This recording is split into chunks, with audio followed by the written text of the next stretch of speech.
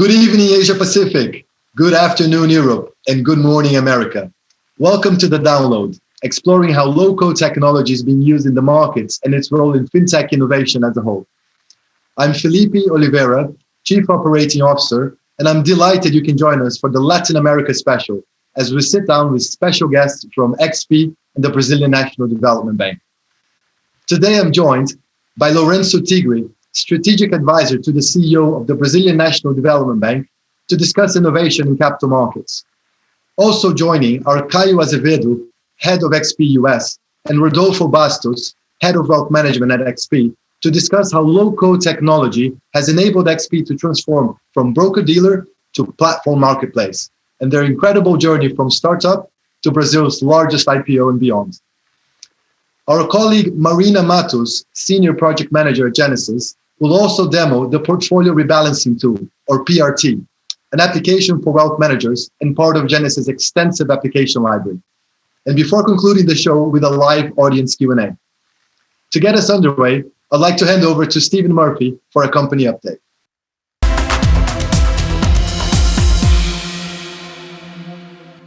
Thanks, Felipe, and welcome to Genesis Low Code March Expo. As always, we really appreciate everyone joining the Expo, whether you are watching this live or you're watching on demand. Today's Expo is a Latin America special, and we are delighted to welcome XP, one of our key global strategic accounts, and the Brazil Development Bank to the show. We also have some really exciting news about our company growth, and we've just closed our Series B investment. I will explain more on the plans for the investment and how this will help us fuel the use of low code and no code within the financial markets, completely changing the way applications are built, delivered, and supported. So let's start with Latin America. Brazil is a very strategic location for Genesis, with a number of key clients there, and one of our primary development centers located there as well.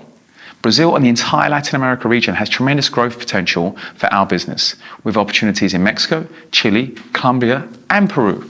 I'm looking forward to sharing exciting news on our business development successes with new client press releases, as well as establishing additional Genesis offices in the whole region.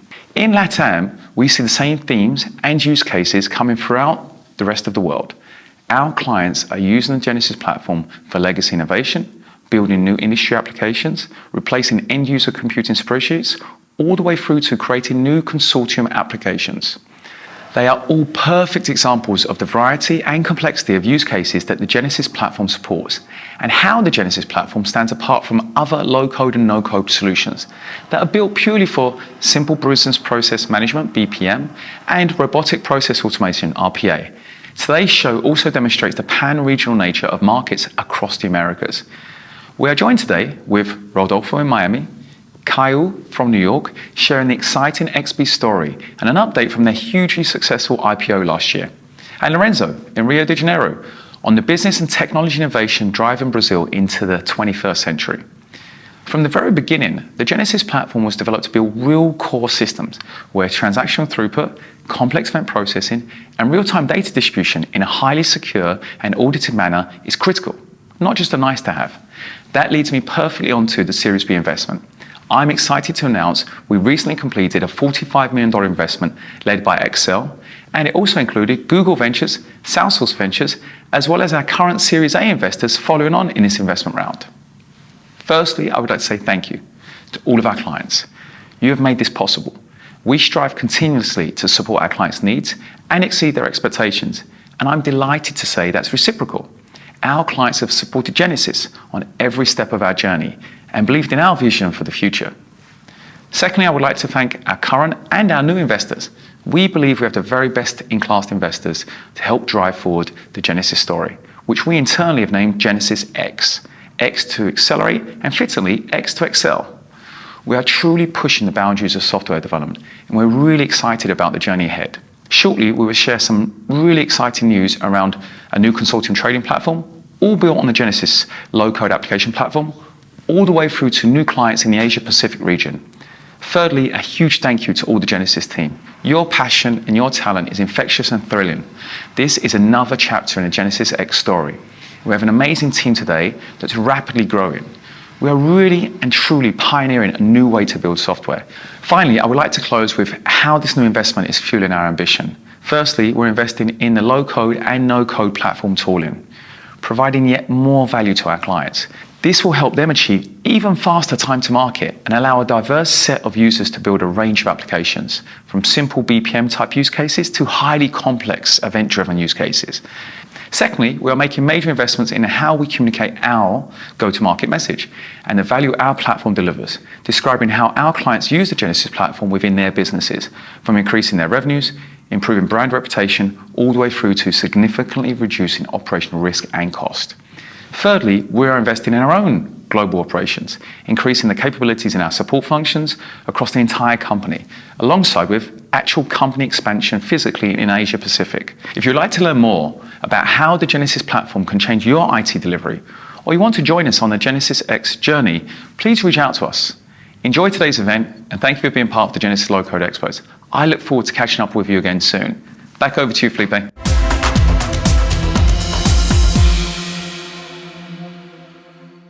Thank you, Stephen, for that exciting update about our company's growth. If anyone would like to chat about any of the items mentioned with Stephen and the team, please get in touch. Also, if you have any questions, please submit them now on the on-screen form, and we'll cover them in our live Q&A later in the show. Next up in the show, I'm joined by Rodolfo and Caio from XP to discuss their company journey and how technology has enabled XP to transform from broker-dealer to platform marketplace. But first, a quick video about XP.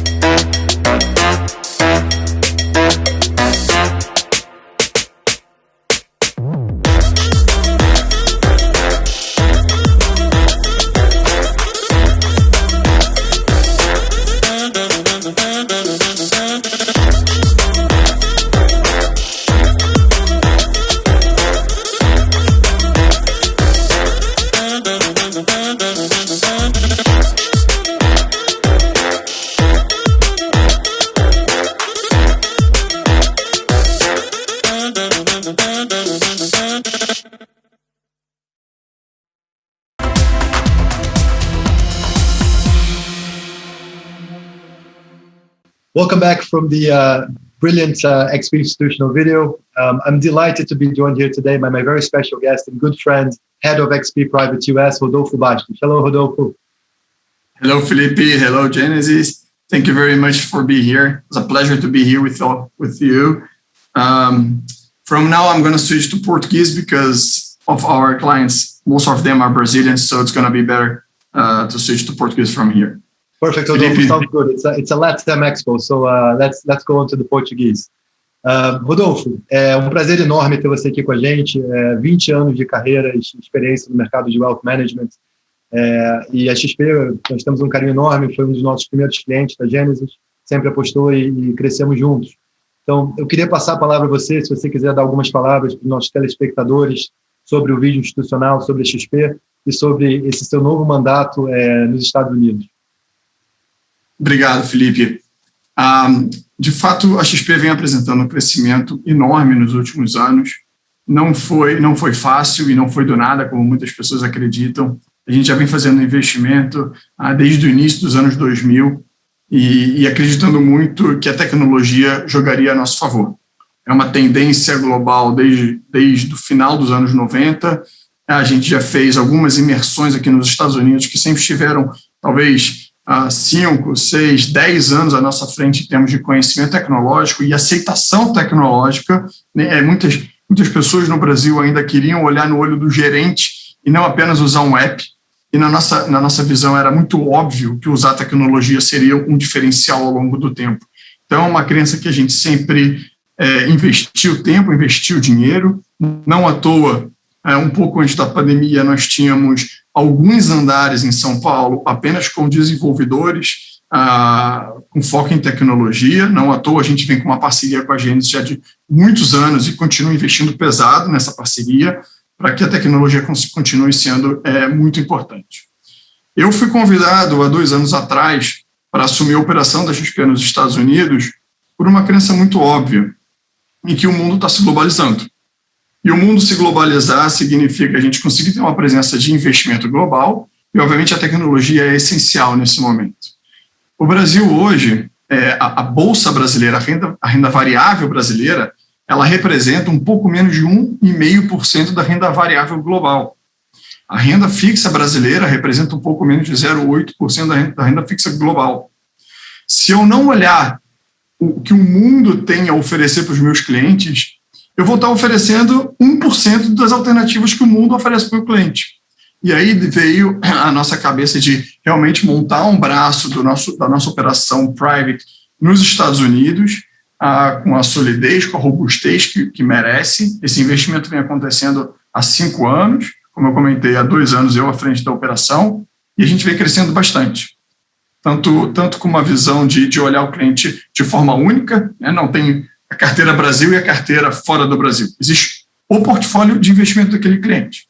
Então, a gente se mudou para cá e está investindo bastante na operação internacional, com foco realmente de levar os outros 99% das oportunidades de investimento que o mundo tem a favor do nosso cliente. E por isso a gente acabou vindo para cá e continua investindo pesado nessa operação. Não, fantástico, Rodolfo. Eu acho que é impressionante o pilar que a XP também representa no sentido de educação financeira no país e contribuindo para o desenvolvimento do mercado de capitais. Hoje, nessa Expo, nós temos o prazer também de estar acompanhados do Lourenço Tigre, do BNDES, e também com uma missão muito parecida de levar esses serviços, essa educação financeira, melhorar a vida das pessoas, que eu acho que é um dos pilares da XP. Então, orgulho enorme de ter você aqui conosco hoje. E, Rodolfo, você podia nos dar um pouco mais de algumas palavras sobre esses pilares que estão suportando esse crescimento de vocês, essa missão de vocês? Quais são os pilares que vocês estão focando? Qual o diferencial da XP? Você começou me apresentando com mais de 20 anos no mercado de Wealth Management. E aqui fora a gente montou uma estrutura para atender o nosso cliente private. Então, o nosso primeiro pilar, que para mim é fundamental, é serviço. O segundo pilar, com certeza, tecnologia, que eu acabei abordando um pouquinho no início da minha fala. E o terceiro pilar é um atendimento com uma visão global. Sobre serviço, para mim é muito claro que o cliente high e ultra high net worth, o cliente que já tem algum certo grau de patrimônio, que é onde é o nosso foco, a nossa plataforma aqui nos Estados Unidos e internacionalmente falando, o cliente, o serviço é a gente poder fazer uma gestão de patrimônio para aquele cliente, não apenas comprar e vender ativos. Fazer uma gestão de patrimônio, eu preciso conhecer o cliente, eu preciso entender se ele tem uma estratégia de sucessão em vida, se a estrutura jurídica dele aqui fora está a estrutura correta, se ele quer blindar o patrimônio sobre processos trabalhistas que eventualmente tenha no país dele, se ele está indo para Portugal e não para os Estados Unidos, será que a estrutura internacional jurídica está de forma correta? Como é que você faz uma gestão patrimonial quando você conhece o seu cliente? Você só conhece o seu cliente se tem poucos e bons clientes para que você tenha tempo dedicado a ele. Então, o serviço é exatamente você conhecer o seu cliente e poder levar não só sugestões financeiras sobre a parte líquida, como também todo um planejamento patrimonial. E aí eu entro no segundo pilar, que é a tecnologia.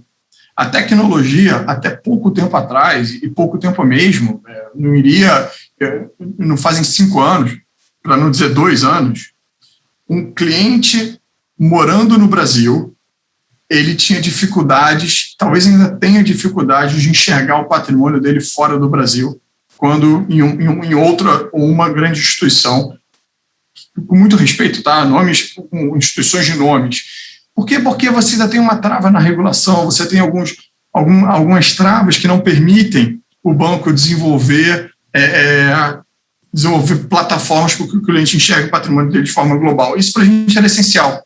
Então, a tecnologia vem em vários parâmetros. A tecnologia vem para que a gente possa, em um aplicativo, colocar o saldo internacional junto com o saldo financeiro do Brasil, para o cliente veja o patrimônio dele de forma global. Essa tecnologia leva para o meu cliente transparência. Se eu hoje falo para ele que eu cobro X% e ele tem o saldo dele online, não tem segredo, está ali. Ele vê exatamente o quanto que rende, o quanto que é cobrado, a transparência não só na rentabilidade, nos ativos, em dar conforto que ele está nos ativos que ele combinou conosco, como também nas taxas que são cobradas. E a tecnologia não vai apenas na linha XP cliente. A tecnologia ela também trabalha muito para a gente aqui dentro, para levar qualidade na gestão. Eu hoje, sentado nos Estados Unidos, com escritório na Europa, eu consigo geograficamente cobrir emergentes, Europa, Estados Unidos, consigo cobrir o mercado de renda variável, de renda fixa de forma global. Eu consigo que um executivo meu, um banqueiro, um banker, possa botar uma ordem no sistema e ir para a mesa de execução com velocidade e agilidade, que eu pegue o melhor preço, com as melhores tarifas, graças à tecnologia, que também está chegando dentro de casa, que, por sinal, faço um agradecimento aqui, é uma tecnologia desenvolvida pela Gênesis, e que está funcionando super bem, que a gente não é só muito grato, como é a prova que essa parceria está trazendo no final do dia uma melhor rentabilidade, traz mais agilidade, que traz melhor rentabilidade e uma melhor performance para o nosso cliente. Então, no âmbito de tecnologia, eu com certeza deixo o meu muito obrigado aqui pela parceria. E, por fim, só para terminar, o terceiro parâmetro, atendimento global, e um pouco repetitivo aqui, não vou entrar no detalhe. A gente tem convicção que o cliente não deve enxergar o patrimônio dele, como muitos enxergavam até pouco tempo atrás, o meu patrimônio no Brasil e o meu patrimônio internacional. As pessoas entendiam o seguinte: o meu patrimônio do Brasil é onde eu vou correr risco. O meu patrimônio internacional é a minha moeda forte, é o meu hedge cambial. Eu vou deixar meu dinheiro em dólar para uma sucessão, para se acontecer alguma coisa com o Brasil. Não. Ok, esse pensamento é válido e foi válido, mas o hedge cambial, a proteção da moeda, é um dos motivos. Hoje, os investimentos, com certeza, são outros, é um motivo muito forte. Então, se você tem uma debênture de Petrobras no Brasil, você não precisa ter um bond de Petrobras na sua carteira internacional. Mesmo que tenha, é importante que o cliente enxergue que ele está sobrepondo posição. E essa visão global, sem dúvida nenhuma, é uma tendência e um caminho que não tem volta. Então, olhar o cliente de forma global é importante. E só para deixar um ponto, muitas vezes o cliente tem um empresário com investimento internacional, ele precisa levantar recursos, a gente consegue usar a nossa plataforma de investment banking no Brasil para fazer um IPO, para fazer um M&A, para levantar recursos no Brasil para investimentos internacionais, cuidando todo o risco cambial e tudo. Então, assim, a gente realmente consegue fazer um atendimento global em todos os parâmetros. E esse é o nosso objetivo para crescer cada dia mais forte. Rodolfo, primeiramente, parabéns pela explicação e por dividir com os nossos telespectadores aí os pilares que têm dado toda essa capacidade de vocês terem sucesso, de expansão e da própria evolução de produtos de produtividade, de agilidade, né, que são norteados na tecnologia. Isso realmente é fantástico. Muito obrigado, conte com a gente e muito sucesso a você e a XP. Maravilha, obrigado, Felipe, obrigado, Gênesis. Foi um prazer estar aqui com vocês.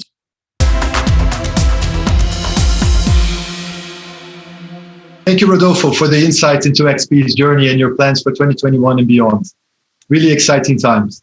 Next up, I'm here with Caio Azevedo. Thanks for joining us today's show, Caio.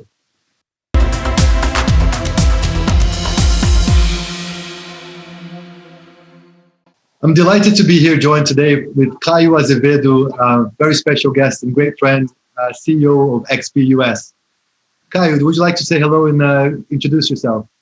Thank you very much, Felipe. As he mentioned, Felipe is a very good friend for a long time. Actually, he mentioned that we started together. I'm currently running a division of XP here in the US. I've been with XP for the past 13 years. The company I started, there were like 60 employees and up to close to 4,000 today and listed on NASDAQ. So it's been a very interesting journey. But Caio, let's focus on you and on XP. You've been an XP from the very beginning. It's been an incredible journey, from a broker-dealer to the platform and marketplace. We saw an institutional video from XP in another segment with Rodolfo, but it would be fantastic to hear from your audience. Would be really interested in hearing from you, kind of describing what that journey was, and if you could share those insights and that experience with us, it'd be amazing. Yeah, I'll try to be briefly. It's something that I have a lot of passion because Guilherme, which is our currently CEO and the founder of the firm, he started the company back in 2001. And until 2008, when we joined, was introducing brokers for clients, Brazilian clients to trade equities. So then we looked outside for international models such as Schwab, such as Fidelity, such as Edward Jones. And we saw that our future would be a financial supermarket and open platform. So we were able to sell not only equities, which was hard back then in Brazil because interest rates were historically high, but also other types of products such as fixed income products. So that's when XP had a big jump. And then when I started in the institutional business with other partners. So, and we see today what we were able to achieve listed on NASDAQ. It's an amazing achievement. Fast forward 13 years or so, and you have a global franchise growing, very successful. And you mentioned Charles Schwab. Some people allude to be the Charles Schwab of Latin America, but I'd argue that you guys are probably going above and beyond that. And Caio, if you could share with us a little bit in terms of just on the technology theme. XP went from broker-dealer, as you described, to a platform in the marketplace. So what was the role of innovation in that process? Could you give us a few words on that? It's interesting because everything back in the 2008 in Brazil was done through papers, through people, right? So I remember one of the big initiatives was in our funds distribution, where we couldn't automatize. If you were investing in a fund through an independent asset manager, you would need to do all the paperwork with the custodian, with the administration. And our first challenge was to automatize that process, right? To make it digital, to make it online. So it was a very hard project. It took us, 6 months to build that. But after that, a lot of other projects came in. So we like to say that we are a technology company that happens to sell financial products. So as we'll tell later, out of our current 4,000 employees, almost half are in the IT, the devs, and on that area. So you're really at the forefront of the whole digital transformation process, and to some degree leading that in Latin America and specifically in Brazil. And it brings me to a new question around how did that impact when the pandemic hit? Was that a differentiator for XP? Could you give us a bit of an insight on how you guys dealt with that? Yeah, that's a very interesting one. We were not lucky, but it happened that we had the second case in Brazil. It was one of our employees that went to Europe, came back, and was the second case. And then that gave us some time to act fast. So within a week or two, we had all our 4,000 employees moving from our local headquarters to their own homes. So it was kind of a very like in a car race where you change the tires with the car running. So that's what we did, and we were very successful. That gave us a breath to surf, and so nothing happened. We didn't have any disruption. Our IT was fantastic, sending them computers because some of them didn't have computers, so we were able to buy computers that later in Brazil there was some scarcity. We send all the chairs that our employees had. We listened to the employees to see what they needed. So it was a very, very, very interesting thing. And then the company worked so well on that environment that we tested initially to let people work from home for good. And it worked again. And we are going remotely for most of our areas for good. So that's incredible.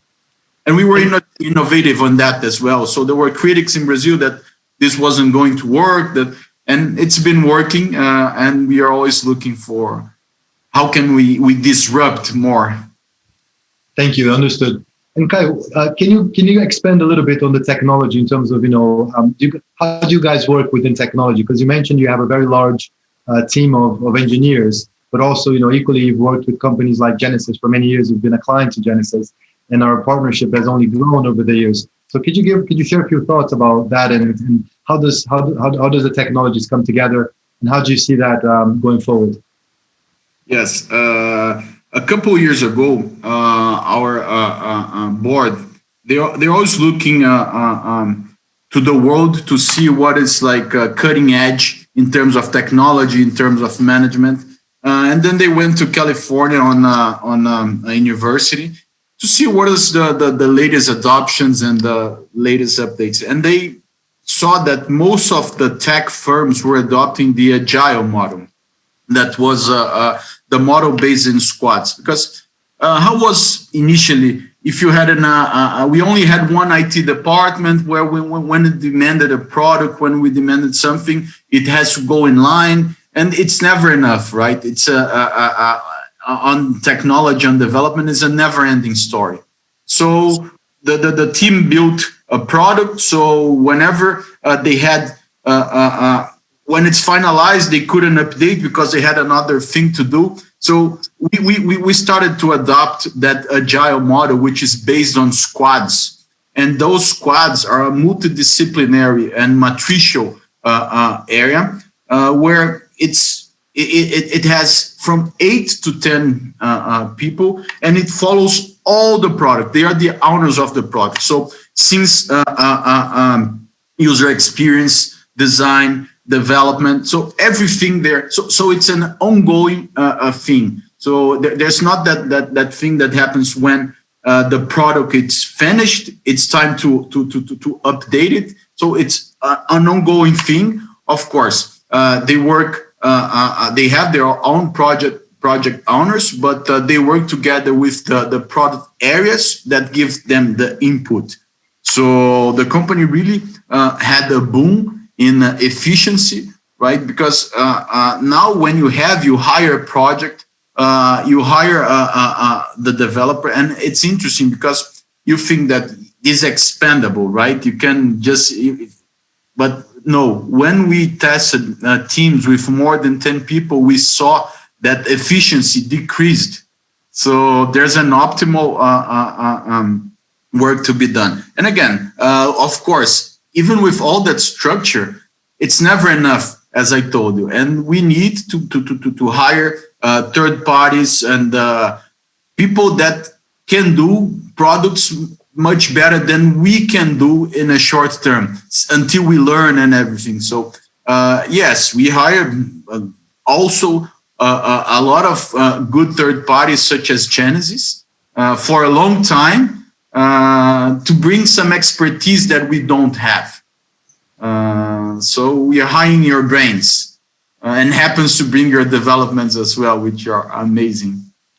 Fantastic. No, thank you very much for the kind words, Kai. Really appreciate it. And, we're very proud to work with XP.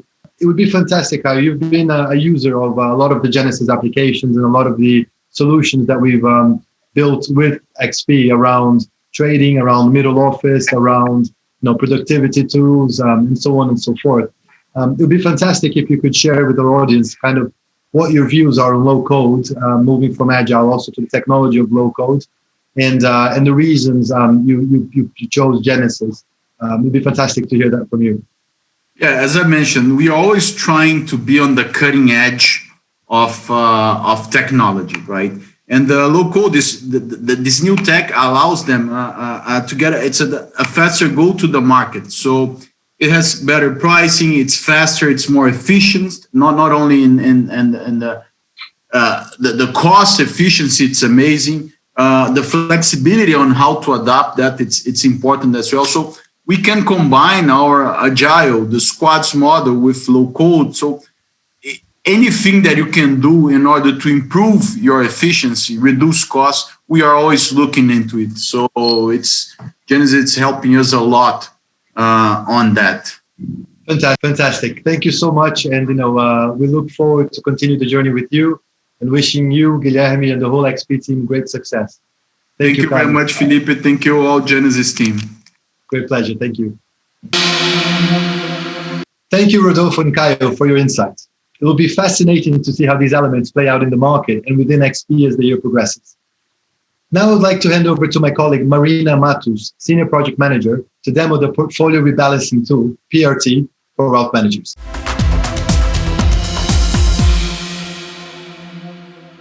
Thank you, Felipe. It's great to be here. I'm Marina, and I have the pleasure of taking you through today's demo of our Portfolio Rebalancing Tool, PRT, which is part of Genesis' extensive application library. Portfolio Rebalancing Tool is used within wealth management firms with a focus on multi-region clients and distribution. This is built to advance solution capabilities around structuring and managing portfolios for the clients, with a focus on increasing scalability and business growth, reducing operational risk and cost. PRT can be a standalone application and also be fully integrated into other wealth management products. The core concept of rebalance is often each wealth management client to have their investment profiles rebalanced each month in response to the wealth manager's evolving house view on where clients should be positioned, according to their risk appetite and investment preferences. As such, this tool enables the wealth manager to deliver a premium investment management service, but do so very efficiently. PRT is a multi-asset application that is focused on managed clients and allow firms to categorize their end clients into different risk profiles, create block structures, define a standard portfolio structure, and rebalance the portfolios on a monthly or ad hoc basis. Managed clients means that the client has pre-agreed that the wealth manager will rebalance their portfolios automatically each month. The platform is also capable of generating rebalance proposals to discretionary clients who may choose to accept and implement the recommendations in whole or in part. The PRT application caters to the workflow for each asset type, providing a centralized, fully audited, and user permission GUI to rebalance the portfolios and adjust them as needed. PRT also stores extensive reference data for counterparties and instruments, which is used to automate as many steps in the workflow as possible. There are two main aspects to the workflow. Firstly, the client setup of standing data, and secondly, operating the monthly rebalance cycle. So let's jump into a demo of PRT application. PRT loads up with the default layout. This is the main grid showing the proposals generated as a result of a rebalancing process. This grid allows the users to generate, validate, adjust and process the proposals. The top left grid is the list of proposals, and the bottom grid displays the components for each. The top right section is an instrument component distribution chart of the proposal. Before we get onto the workflow, it makes sense to look at the underlying standing data, as this is critical to automating as much of the workflow as possible. Assuming instrument and counterparty reference data have been uploaded in the application already, we start with the block structures. This grid is to create block structures for different categories like equities, fixed income, structured notes, and funds. The top grid displays the list of block structures showing percentage allocation across different asset classes. Beneath, you have the list of block components belonging to each block structure.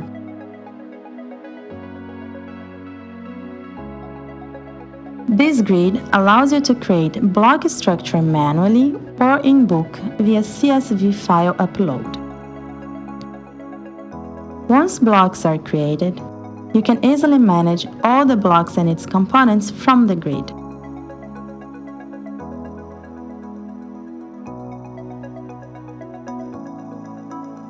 The next piece is to define portfolio structure for each risk profile using the blocks created earlier. The process is simple. Create a new portfolio structure. Drag and drop the blocks with the recommended percentage for each.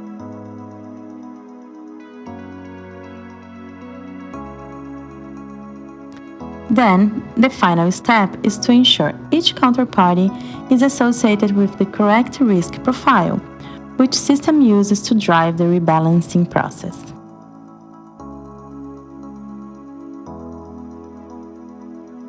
The rebalancing process starts with just a click of a button on a client proposal grid. The system identifies the relevant counterparties from the standing data, picks up their current portfolio through the Integrated Position Keeping System (PKS), compares it with the standard portfolio structure, and creates a proposal for each counterparty.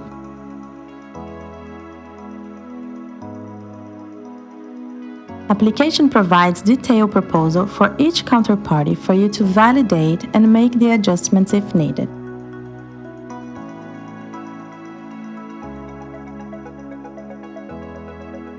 The rebalancing process creates the proposals in various status, depending upon the level of review needed. Once you are happy with the proposal, add the price for the instruments on a model which updates the information on all the proposals automatically.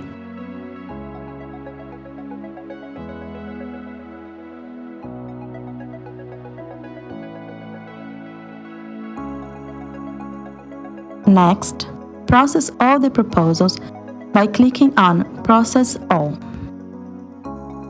This generates the buy-sell orders, and once submitted, it is sent to AQS in bulk.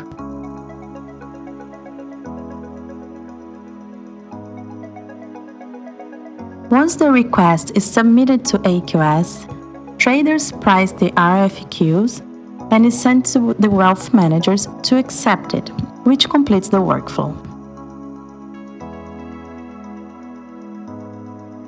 Other features of PRT includes generating the proposal PDF and sharing with the clients, which describes how their portfolio will change after the rebalancing process. So let's recap some of the important aspects of PRT. First and foremost, PRT is built on Genesis LCAP, which makes it easy and cost-efficient to enhance the functionality. This means firms can be agile and react quickly to meet the ever-changing industry. Secondly, it supports multiple asset classes and is fully automated, which improves the efficiency of the process and reduces the operational cost. Thank you very much for listening. If you'd like to see a full demo of PRT or any other applications in our extensive application library, please do get in touch. To the next Expo. Thank you, Marina. Fantastic to see one of our many applications from the Genesis application library. I'm absolutely delighted to be joined here today with my very good friend, Lorenzo Tigri, who's the strategic advisor to the CEO of BNDES Bank, Brazilian National Development Bank in Brazil. Lorenzo has a very impressive career, both academically and professionally. Lorenzo is a Harvard graduate, is a PUC graduate, has an extensive career in capital markets, having worked in SEVS, which is a part of Apollo, having worked at Gavia, Mauá, Tudor, and the list goes on and on. Lorenzo, I'm delighted to have you here as a guest today. Thank you so much for joining us. I'm going to hand over to you to say hello to the audience, and looking forward to hearing your keynote on BNDES. What's going on? Felipe, thank you very much for the invitation. The pleasure is all mine. Very nice words, as always. Before we jump into the main topic, I wanted to give our audience a little bit of idea of my background. As you mentioned, I've been in financial markets for quite some time. I started back in 1997, so during the Asian financial crisis. So it's an interesting time to start learning how markets operate. Worked for part of my career as a macro trader, then moved into special situations, but always wanted to spend some time at the Brazilian government. It's always been a dream of mine. And then in the beginning of 2019, with the change in government, whenever the opportunity to work at BNDES presented itself, I jumped right at it. And what is BNDES? So BNDES is the Brazilian Development Bank. The bank was founded in 1952, right after the war. And the main purpose of the bank back then was to invest and to provide capital for long-term investments in infrastructure of the country, which we have been doing since. So it's always been the main driver of the bank. But it's interesting to note over the years how this changed. And BNDES now, especially under this new management from Montezano, the focus on being a more impact at the last mile. So we have been shifting as an institution to try to be concerned less about our financial profit and more about our social and environmental profits, and how we measure the impact that we can make in the life of every Brazilian. So this is the BNDES in a nutshell. We have a portfolio of around 450 billion reais in credit. 60% of it is direct lending. 40% of it is indirect lending. We'll talk about that a bit later. We also have a very relevant equity portfolio. We have been financing, investing in companies since the 70s, and in several sectors. We have been responsible for the development of several sectors in the Brazilian economy, and also in the development of capital markets in Brazil. So it's BNDES and capital markets are intertwined since the beginning of capital markets in Brazil in the mid 70s. We also, I think it's interesting to note for our audience, both in Brazil and abroad, that BNDES has been a ESG bank before ESG was even an acronym. Since the 80s, whenever we changed our name from BNDE to BNDES, adding the S for social at the end of our name, BNDES has been in all aspects focused on social aspects of our economy, on governance. We have been fostering better governance in all the companies in our portfolio, and the environment. BNDES is the largest financier of renewable energy projects in the world, to give you an example. So this has been the story of the bank. And now, as we move forward, as I mentioned, in more impact at the last mile, we have also been changing our focus from large corporations and large ticket loans to a very important focus on SMEs. So this has been a key goal of the bank under President Montezano, which the pandemic last year even heightened its relevance. You know, when I joined the bank roughly 2 years ago, I didn't know exactly what to expect, and the what I realized over this period is that, contrary to what Reagan used to say back in the 80s, that the nine scariest words in English is "I'm from the government and I'm here to help you." I can guarantee you that at the NDS this doesn't work. We are from the government and we do help. It's a privilege to be able to contribute to this process, to contribute to the country, and BNDES it's without a doubt one of the key players in making sure that Brazil, large companies in Brazil and small companies in Brazil can carry on, especially in a time like the ones that we're facing currently. That's excellent, Lorenzo. Thank you so much for that keynote.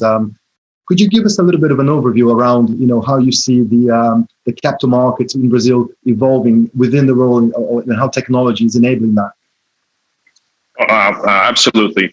Well, let me start a bit about the development of capital markets in Brazil, and put it in perspective. Like I'm in my mid 40s, and until I enrolled college, I had experienced, if I remember correctly, 5 different currencies in the country. You had a similar experience. So every other year, we had to change the currencies, cut zeros.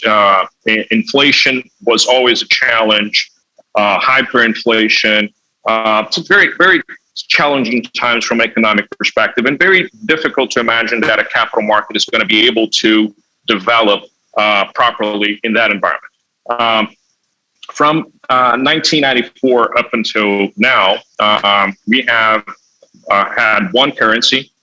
And slowly, if you look at the big picture, if you take a step back and you don't pay much attention to the noise that you have in markets and in countries like Brazil, and you look at the big picture, you see that the markets have been developing amazingly over the past 30 years or so.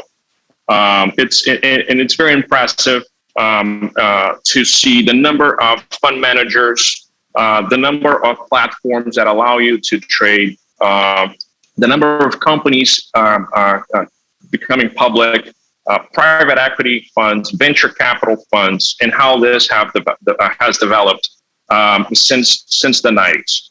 BNDES has, in each of these steps, had a very relevant impact. We, in the 90s, we would finance several fund managers, helping develop that industry. That today is extremely relevant to allow companies to come to the market. We have invested in companies, both public and private companies. We have a very big portfolio, as I mentioned earlier, of equities that allow these companies at a time when access to capital markets was mostly dependent on foreign investors, which was the case in most of the 90s and early 2000s. So we needed foreign capital to come into Brazil to finance companies and to allow them to go public. BNDES played this important role in allowing these companies to have access to capital, not depend exclusively on foreign capital.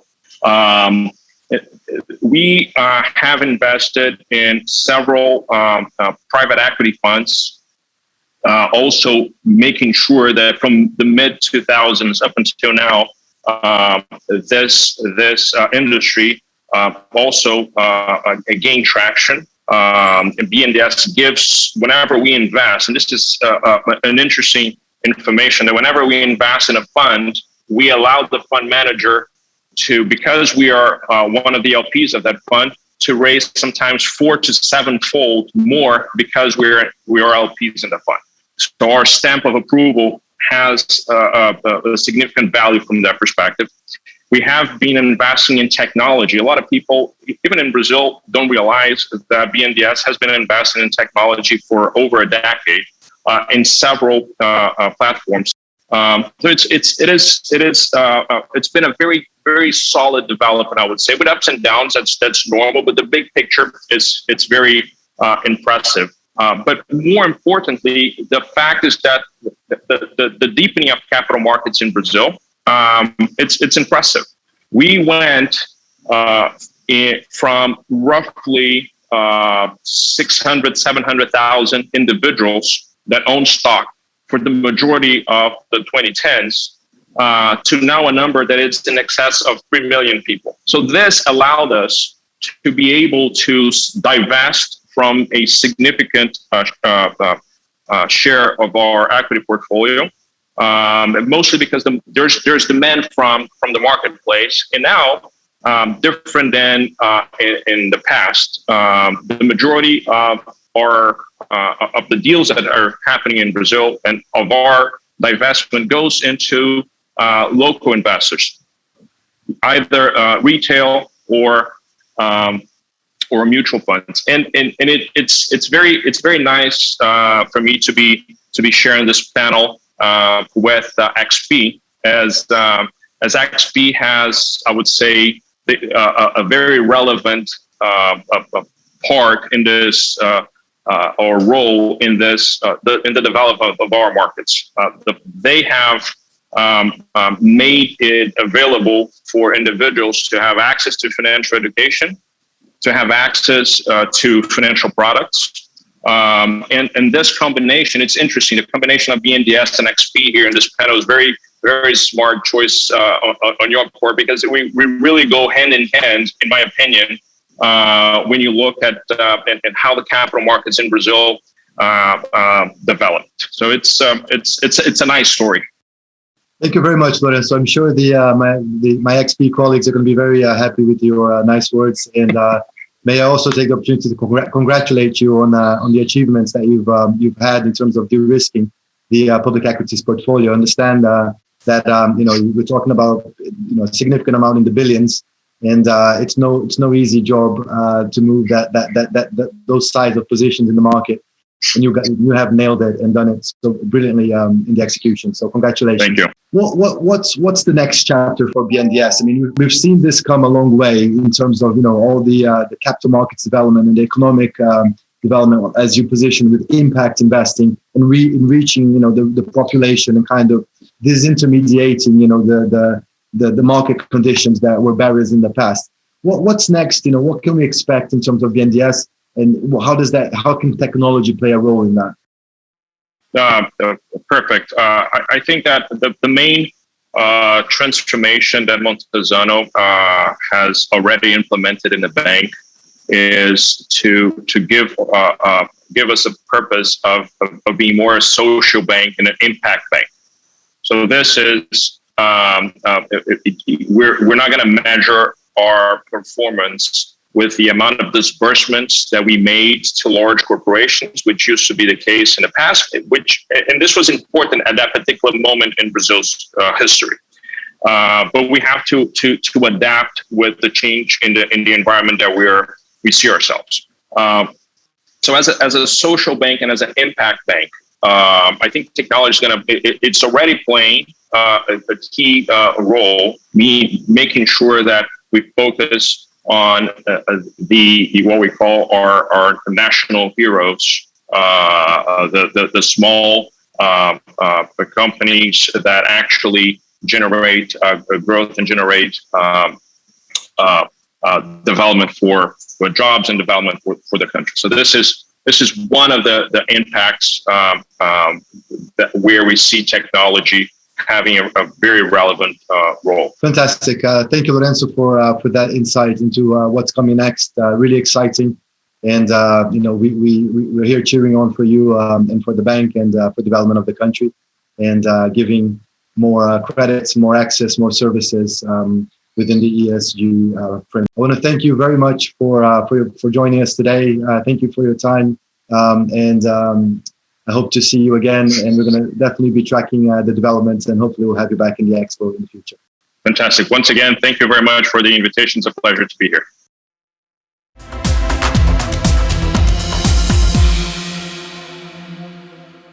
Welcome to our Q&A section now. I'm delighted to be here joined by Caio Azevedo, CEO of XP US, Rodolfo Bastos, Head of XP Private US, and Lorenzo Tigri, Strategic Advisor to the President of the BNDES Bank. Welcome, guys. And just for the audience, we're going to do a mix of English and Portuguese, as this is a LATAM special Expo to service both of our audiences. So I'm going to start moving to the Portuguese side of the conversation, and I'd like to take a question here now to you, Caio. Caio, voltando agora para o português, será que você podia tecer algumas palavras de qual é o papel que a tecnologia pode ter nesse ambiente novo de ESG que você articulou tão bem, que não é um movimento passageiro, mas um movimento para ficar? Qual é o papel que a tecnologia tem em desenvolver esse segmento? Voltando alguns passos atrás, Felipe, como eu falei, a gente deu sorte, né, entre aspas, de ter o segundo caso no Brasil, porque ela permitiu que a gente agisse muito rápido. E indo nessa linha, a gente conseguiu pensar fora da caixa e você acaba com as barreiras geográficas que existem no país, por ser um país tão grande. Então, por exemplo, antigamente a gente só contratava em Rio e São Paulo. Então, naturalmente, você cria uma exclusão, você cria uma barreira para pessoas muito boas em Manaus, para pessoas muito boas em regiões pobres do Brasil. Então, agora, essa tecnologia, você consegue fazer uma inclusão geográfica, inclusão digital, que você agora você compete de igual para igual, o cara que está no interior do Piauí com o cara que está na Faria Lima. Então, isso a tecnologia permitiu andar junto com o ESG. Como também uma mãe que recém teve filho ou está prestes a ter filho, ela pode trabalhar de casa, ela não precisa ter essa 1h30, 1 hora de translado entre o escritório e casa. Então, ela ganha no dia, ela tem mais tempo útil com as pessoas. Por exemplo, a gente contratou uma grávida no 5º mês de gravidez recentemente. O Guilherme até apresentou isso. Então, você cria, pela tecnologia, essas exclusões. Talvez, se ela tivesse que ir para o escritório todo dia, ela não conseguisse desempenhar a função dela. Entendi. Não, perfeito, Caio. Obrigado pelas palavras. Então, a adoção da tecnologia em nuvem e essa expansão, realizando um pouco dessa inclusão na parte social e, de certa forma, imagino também na parte de governança, porque estando dentro do ambiente digital, você tem todos os controles, e também na parte de environment, né, que seria o caso de atingir também outras regiões e projetos que talvez seriam sedimentados pela barreira geográfica. Perfeito. Obrigado, Caio. Deixa eu voltar aqui agora para o Rodolfo. Rodolfo, quais seriam alguns dos diferenciais que a tecnologia no segmento de private tem dado para a XP para executar no terceiro pilar que você comentou sobre o serviço global, o Global Attendance, de você ter uma plataforma onde você consegue oferecer os serviços de forma global para os seus clientes? Será que você podia elaborar um pouquinho nesse ponto? Claro. Quando hoje em dia o mundo globalizou, então você usou a palavra Global Attendance, que vale não só para o atendimento com relação XP cliente, mas vale inclusive na análise de investimentos. Então, quando a gente pensa em uma gestão de patrimônio para o cliente private, eu tenho que pensar em serviço, transparência e performance. A performance, obviamente, mesmo para um brasileiro residente do Brasil, ela não pode se restringir apenas ao Brasil. Não pode, no bom sentido da palavra, que não é a nossa recomendação, dado que o Brasil hoje, tanto na parte de renda variável quanto de renda fixa, representa menos de 2% das alternativas do mundo. Então, para que eu possa fazer uma análise geograficamente global, entender a Ásia, entender a Europa, entender oportunidades em Israel, no Vale do Silício, distante do Brasil, do Rio e São Paulo, da nossa mesa de trading, a tecnologia, sem dúvida nenhuma, joga a favor. Seja em um relacionamento com o gestor longe, seja em uma análise de um research, de um report que saiu online, no mesmo instante que a pessoa na Ásia está lendo. Então, a tecnologia joga muito a favor no momento de levar para o cliente uma visão de investimento global e saindo um pouquinho apenas do mundo do Brasil. E o mesmo na hora do relacionamento com o cliente. O cliente que está com uma posição nos Estados Unidos e uma posição no Brasil, no caso de uma posição nos Estados Unidos, a lei, a regulação obriga que tenha um atendimento nos Estados Unidos, esse atendimento não pode ser feito pelo Brasil, então a gente consegue conectar as duas plataformas. tanto na parte do cliente visualizar a posição dele de forma única, né? Repetindo aqui um pouco a nossa primeira conversa, ele não vê a posição Brasil e a posição fora do Brasil, ele tem um único portfólio que ele consegue enxergar de forma global, diferenciando moedas e estratégias, sem sobrepor posição, e o relacionamento do nosso banqueiro sentado nos Estados Unidos ou na Europa tem um relacionamento muito próximo com o banqueiro sentado no Brasil, em relação à tecnologia, que ambos conseguem enxergar a posição do cliente e ter uma conversa única e falando a mesma língua. Então, sem dúvida nenhuma, tanto na melhoria de gestão quanto no relacionamento com o cliente, a tecnologia veio para fazer diferença e hoje em dia é essencial. Perfeito, Rodolfo. Estou entendendo que a tecnologia está encurtando essa distância, né, geográfica de informação de forma ágil, com ferramentas de produtividade que têm dado a vocês uma vantagem competitiva e absoluta aí no mercado para poder desenvolver novos produtos, novos serviços e botar seu combustível desse crescimento aí de vocês fantástico que a gente está vendo, né? Perfeito, muito obrigado pela informação. I'm going to switch to English now just to have a bit of a mix, and I'm going to go to ask Lorenzo a question now. Lorenzo, so one question that I think our audience would really be interested in hearing from you is what's the impact of low code to the BNDES, and what does it mean to you? It's an interesting question. We, as we discussed before, innovation and digital platform and having access to small and medium companies is paramount to BNDES going forward. So any initiative that can, at the end of the day, reduce our cost or the cost of our counterparties to be able to access our platform, to make it more efficient and quicker for the end client to access BNDES, I think it's potentially transformational for us. The bank, through its indirect lending book, we use mostly financial institutions, large financial institutions. But there are a number of counterparties that could potentially have access to our credit lines. Fintechs being the most recent change, and it is our belief that this is going to increase even further going forward. So the easier, the cheaper the access, and the more products and more platforms available, the better it is for the bank to accomplish its purpose. Fantastic. Thanks, Lorenzo. So go to market, cost, and then just the flexibility and kind of future-proofing the access and the distribution. So brilliant. Exactly. I want to thank you very much for joining us today. Thank you for your time. And I hope to see you again. And we're going to definitely be tracking the developments, and hopefully we'll have you back in the Expo in the future. Fantastic. Once again, thank you very much for the invitation. It's a pleasure to be here. Thank you. So guys, that's it for this month's Expo. I want to thank my very special guests, Caio, Rodolfo, Lorenzo, for being so generous with us with your time, with your brands, and for sharing such amazing insights about your businesses and laying out the roadmap of what's to come.